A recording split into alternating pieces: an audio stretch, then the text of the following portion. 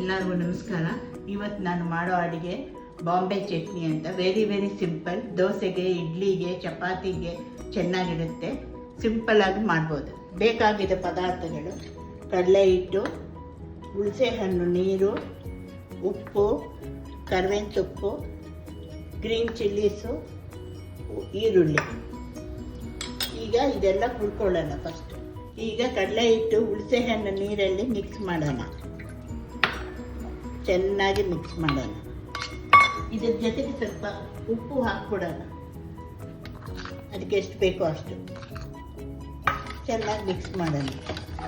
ಅಂದರೆ ಸಾಕು, ಇಷ್ಟು ನೀರಾಗಿರಬೇಕು. ಬಾಂಡ್ಲಿ ಬಿಸಿ ಆಯಿತು. ಸ್ವಲ್ಪ ಎಣ್ಣೆ ಹಾಕ್ಕೊಳ್ಳೋಣ.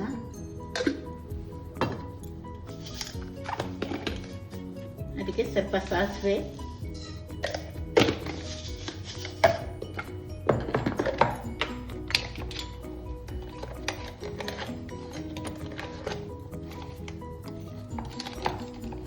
ಸ್ವಲ್ಪ ಇಂಗು ಹಾಕೊಳ್ಳೋಣ.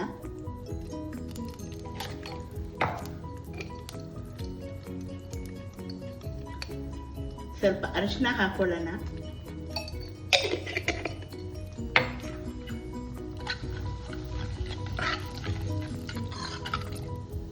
ಹಸಿಮೆಣಸಿನಕಾಯಿ,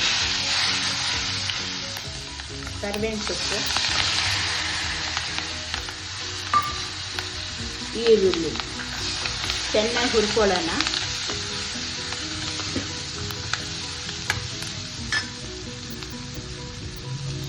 ಚೆನ್ನಾಗಿ ಬೆಂದ ಮೇಲೆ ಆ ನೀರು ಹಾಕ್ಕೊಳ್ಳೋಣ. ಕಡಲೆ ಹಿಟ್ಟು ನೀರು.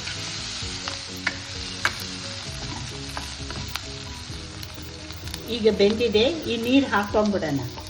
ಕಡಲೆ ಹಿಟ್ಟು ನೀರು ಅಷ್ಟೇ. Very simple dish. ಯಾರು ಬೇಕಂದ್ರೆ ಮಾಡ್ಬೋದು ಆರಾಮಾಗಿ. Very tasty also.